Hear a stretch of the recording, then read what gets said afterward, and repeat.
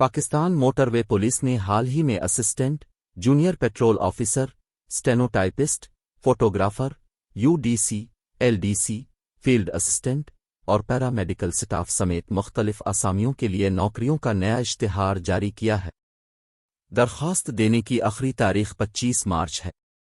اشتہار کی تفصیلات ساتھ والی ویڈیو میں یا NJP.gov.pk کی آفیشیل ویب سائٹ پر جا کر دیکھی جا سکتی ہے۔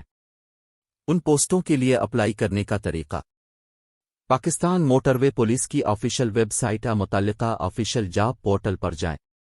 موٹر وے پولیس پوسٹوں سے متعلق تازہ ترین نوکریاں تلاش کریں۔